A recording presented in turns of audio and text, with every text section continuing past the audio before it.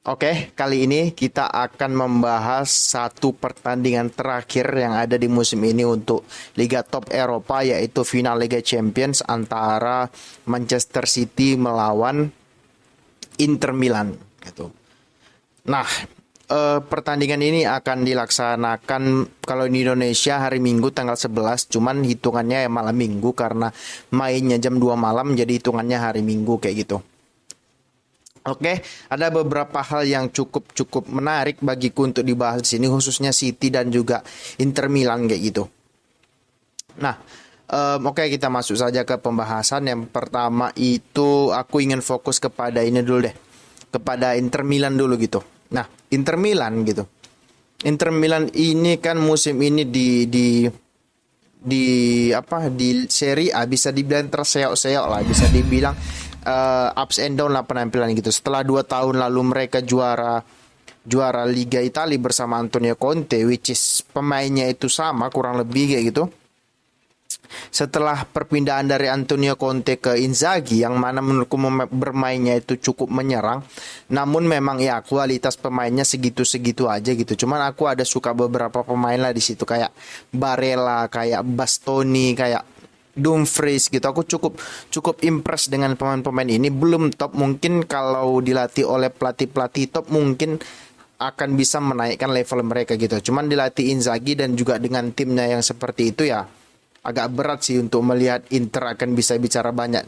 At least di musim depan kayak gitu. Musim ini kan mereka itu menang, bukan menang. Apa namanya? Mereka itu kan melaju sampai ke final bukan jumpa lawan-lawan tim-tim yang apa ya, yang mentereng gitu. Enggak, mereka juga jumpa lawan Benfica. Mereka walaupun di babak grup ya, kalau nggak salah mereka satu grup dengan Barcelona, satu grup dengan Bayern Munchen, tapi ya kembali lagi kayak gitu di babak knockout mereka tidak menemui lawan-lawan yang berat. Yang berat ya cuman Benfica dan juga AC Milan. Ya kalau sama-sama Liga Italia mereka juga masih bisa ngelawan, tapi coba kalau misalkan di babak 16 besar 8 besar gitu mereka jumpa Bayern Munchen, mereka jumpa Madrid, mereka jumpa siapa lagi, Liverpool, ya selesai juga itu barang menurutku gitu loh. Tapi memang ya itulah turnamen kayak gitu. Bahwasanya tim yang hebat di turnamen itu karena drawing, banyak faktornya bisa juara, drawing gitu, form of the day. Tapi kalau liga kan nggak.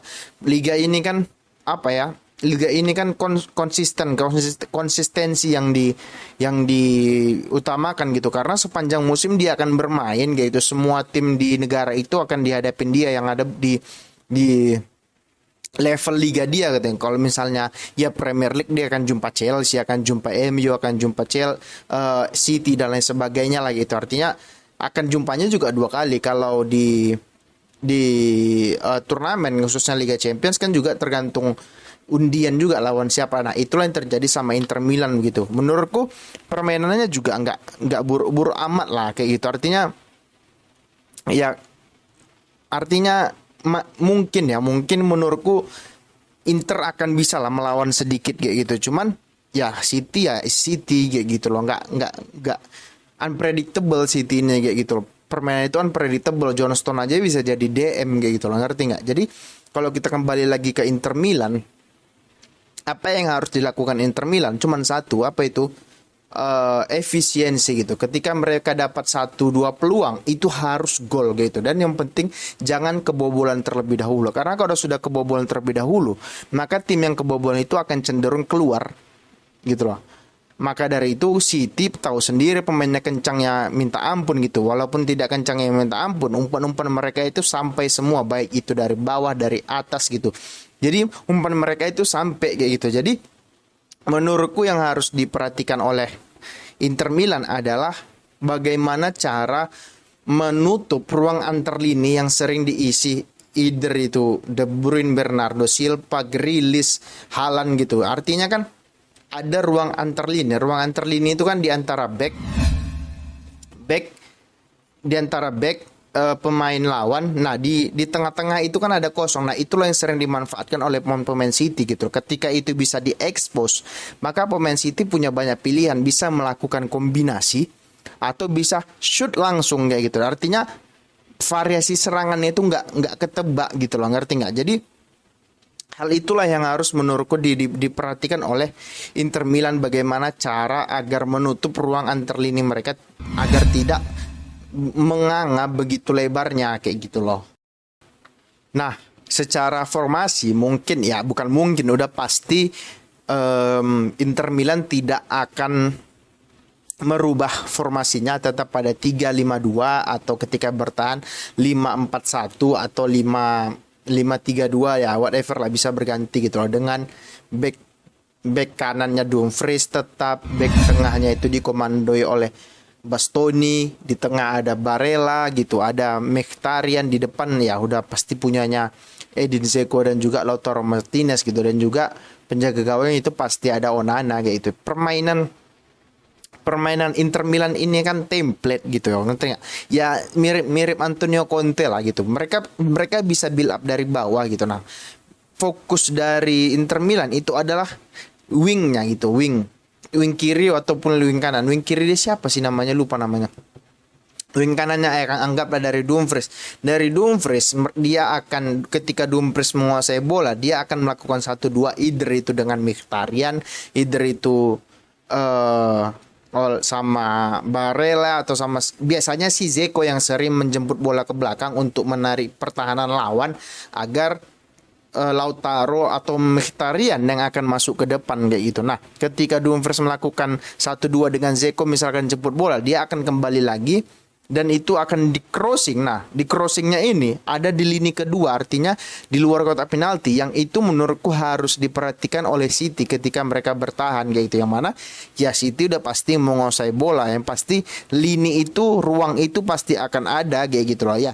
City memang sistemnya bagus, tapi sebagus-bagusnya sistem juga pasti punya kelemahan kayak gitu. Nah, Inter Milan lagi kayak gitu. Aku cukup impress lah dengan permainan Inzaghi sebenarnya gitu daripada Conte. Cuman ya kembali lagi, ini orang seperti pelatih Italia kebanyakan gitu, tidak ingin merubah sistemnya, tidak ingin merubah formasi. Sebenarnya formasi apa saja bisa, asalkan sistemnya itu bisa berubah, kayak City lah. Formasinya memang di atas kertas 3-2-4-1, cuman bisa berubah jadi 4-3-3, bisa jadi 3-4-3, bisa jadi 4-4-2, bisa jadi 4-1-4-1, tergantung lawan pada saat itu kayak gitu. Nah, sebenarnya kan formasi itu tidak begitu penting, it doesn't matter gitu loh. Yang penting kan bagaimana cara kita merespon ketika lawan itu sedang menyerang ataupun bertahan, kan itu yang lebih penting gitu loh.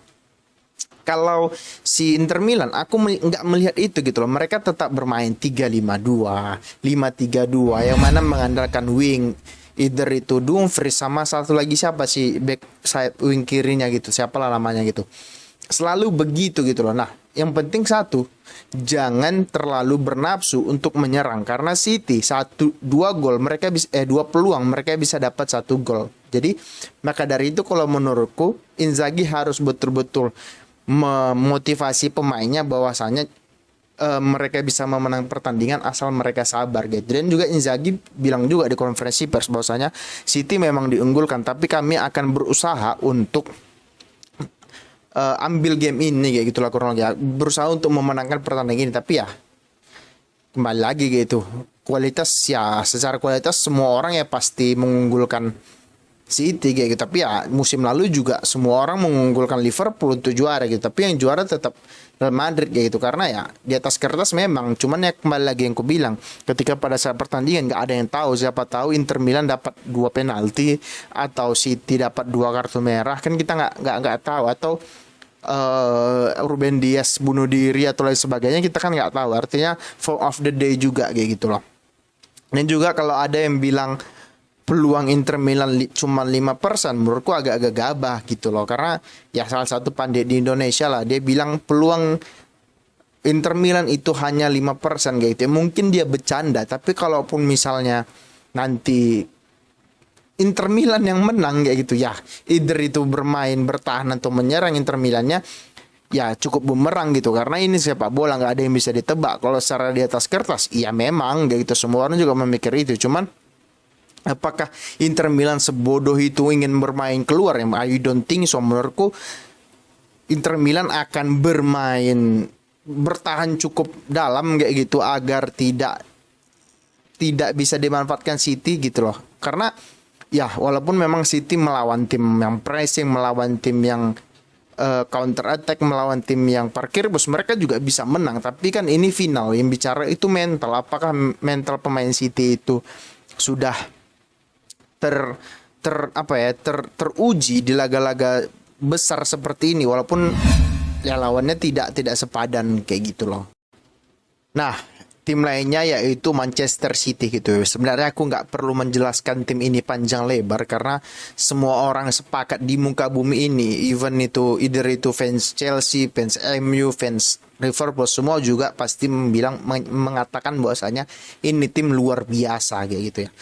Kenapa aku bilang luar biasa? Dalam 3 tahun terakhir mereka meraih 3 gelar, artinya mereka hat-trick gelar Premier League di Inggris kayak gitu ya. Semuanya mendukung kayak gitu, artinya pemiliknya orang kaya, CEO-nya kompeten, direktur olahraganya kompeten, pelatihnya kompeten, pemainnya kompeten. Jadi ya nggak ada alasan bagi City untuk nggak menang laga ini gitu. Bahkan kalau aku bilang sempat City kalah, ya udah jadiin ormas aja itu City kayak gitu loh. Karena satu lawannya Inter Milan, yang kedua musim depan mungkin tim-tim kayak MU, apalagi misalkan MU jadi dibeli Qatar, pasti pemain hebat itu akan datang yang mana bisa menjegal City untuk meraih Liga Champions. Jadi menurutku kalau misalkan City nggak juara tahun ini, di tahun-tahun berikutnya mungkin akan cukup berat di atas kertas gitu, karena mereka sudah 2 kali dikasih partai final. Yang pertama melawan Chelsea mereka gagal, dan sekarang melawan Inter kayak gitu. Kalau misalnya kalah lagi, nauzubillah min zalik, nggak tahu lagi bilangnya mau apa kayak gitu loh. Nah, secara formasi ya pasti akan tetap sama gitu loh. Walaupun kemarin di final Piala FA si Ederson nggak main, tapi rasaku ya memang Pep ingin ngasih jam terbang aja ke si Ortega kayak gitu. Tetap Ederson 3 di depan itu, Ake ataupun Akanji sebelah kiri, di tengah dia, di kanan Walker, DM tetap Rodri dan juga Stones. 4 di tengah itu ada Grealish, mungkin Bernardo, Gundogan, di kanan itu Bernardo ataupun De Bruyne. Di depan ya sudah pasti satu nama, the one and only Erling Haaland kayak gitu, yang musim ini cetak 36 gol di Liga Premier League gitu. Nah, pertanyaannya sekarang kan, apakah City bisa menunjukkan mereka memiliki mental juara? Kalau aku bilang bisa kayak gitu. Dengan catatan mereka tidak panik, mereka tetap tenang walaupun mereka ketinggalan 1-0 misalkan pertama. Gitu loh. Seperti yang gue bilang di awal, jangan sampai tim lawan itu unggul duluan gitu loh. Kalau Inter Milan bisa unggul duluan, pasti City pasti City tidak sabar untuk cetak gol. Rasa itu pasti ada karena trauma mereka di 2017 ya mungkin, yang lawan Chelsea.